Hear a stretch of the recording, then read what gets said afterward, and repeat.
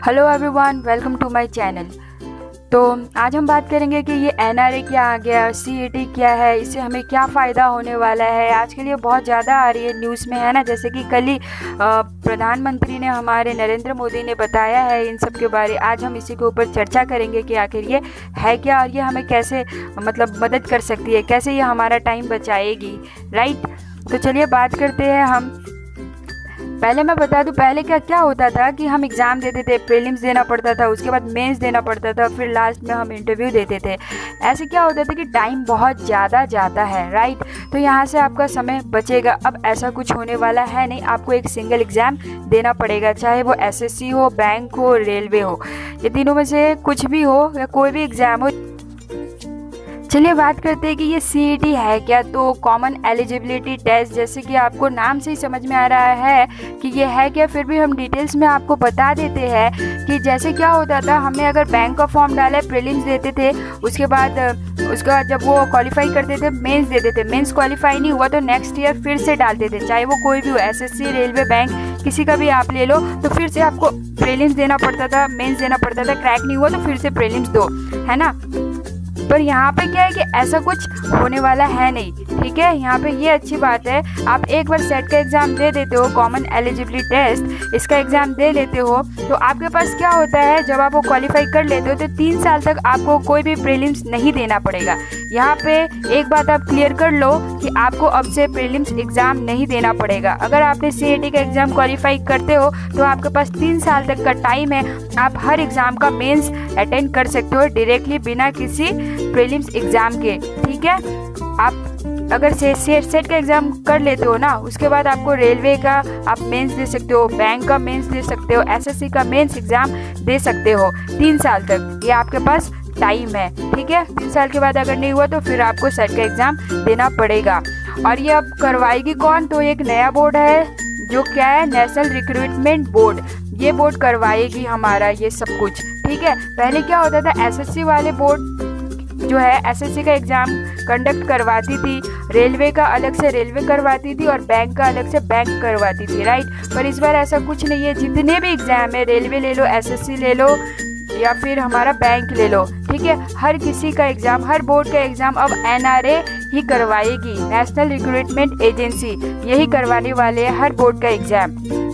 एक बात तो आपको क्लियर हो गया कि यहाँ पे आपको प्रीलिम्स देना है नहीं, आपको क्या देना है, बस मेंस देना है। पहले आपको क्या करना है, सेट का एग्ज़ाम देना है। सेट का एग्ज़ाम आप जैसे क्वालिफाई करते हो, आपके पास 3 साल रहता है, आप कोई भी एग्ज़ाम मेंस दोगे डायरेक्टली, ठीक है। आपको प्रीलिम्स देने की कोई ज़रूरत नहीं है। जैसे आपने सेट का एग्ज़ाम दे दिया है, 3 साल तक आप बैंक का मेंस एग्ज़ाम दोगे, रेलवे का डायरेक्ट मेंस एग्ज़ाम दोगे और एसएससी का भी दोगे। यहाँ से क्या फ़ायदा है, हमारा समय बचेगा। पहले क्या होता था कि हम पहले प्रीलिम्स देते थे, उसका रिजल्ट आने में 1 महीने, 1.5 महीने, 2 महीने, 6 महीने रेलवे के तो लग जाते हैं, या फिर साल भर मान लो, ठीक है।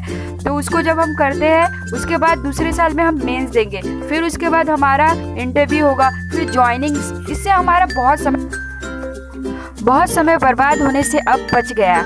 अब हम क्या करेंगे कि अलग से प्रीलिम्स, मेंस, इंटरव्यू वगैरह हमारा नहीं होगा, बस एक एग्ज़ाम होगा, सिंगल एग्ज़ाम सेट, वो क्वालिफाई करते हैं तो 3 साल तक के लिए हमारे पास टाइम है, हम हर एग्ज़ाम का मेंस दे सकते हैं। इससे बहुत ज़्यादा समय बच रहा है। आप समझ ही सकते हो ये कितना ज़्यादा फ़ायदेमंद है। वो अच्छी तरीके से जानते हैं, जो पहले एग्ज़ाम दे चुके हैं और किसी न किसी कारण से उसको दोबारा देना पड़ रहा है और उसका समय बर्बाद हुआ, तो उनके लिए तो अब ये राहत की चैन है समझो, क्योंकि अब उन्हें ऐसा करना नहीं पड़ेगा। जो भी है वो अपना कम समय में कर सकते हैं। तो होप कि आपको मेरी बातें समझ में आई। अगर कोई भी कंफ्यूजन फिर भी है तो आप मुझे कमेंट्स में बताइए, मैं फिर से आपके लिए एक नया वीडियो बनाऊंगी, ताकि मैं कोशिश करूंगी आपके माइंड में कोई भी डाउट्स ना रहे। हाँ, और एक बात मैं आपको क्लियर कर दूं, ये जो भी अभी ये हमारा आया है ये रूल, ठीक है, सेट एग्ज़ाम आपको देना है, एनआरए जो एग्ज़ाम हमारा कंडक्ट करेगी अभी हैगी, पर ये कब से होगा पता है, ये 2020 लागू होगा सेट का,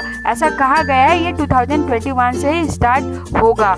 तो अगर कोई भी कंफ्यूजन है फिर भी आप मुझे बताइए, मैं उसको भी क्लियर कर दूंगी। फिर से मैं एक बार बता देती हूँ, जिन्होंने अब भी देखा है, जो स्किप करके वीडियो देख रहे हैं उन्हें तो समझ आएगा नहीं, अगर फिर भी स्किप इतना कर दिया है कि जहाँ मैं बता रही हूँ वहाँ पे तो मेरी बात सुन ले। पहले आपको सेट का एग्ज़ाम देना पड़ेगा। सेट जैसे आप क्लियर करते हो तो 3 साल तक के लिए आपको किसी भी एग्ज़ाम का प्रीलिम्स देने की ज़रूरत है नहीं। प्रीलिम्स का मतलब फिर से आपको सेट एग्ज़ाम नहीं, 3 क्वालिफाई नहीं करते हो तो आपको फिर से देना पड़ेगा। अगर क्वालिफाई करते हो तो 3 साल तक आप रेलवे, बैंक, SSC ये सारे एग्ज़ाम के डायरेक्टली मेंस अटेंड करोगे। इससे आपका समय बचेगा। ठीक है, होप यू अंडरस्टैंड। तो इसको आप अच्छे से लीजिए, पॉजिटिव तरीके से लीजिए और एंजॉय योर डे।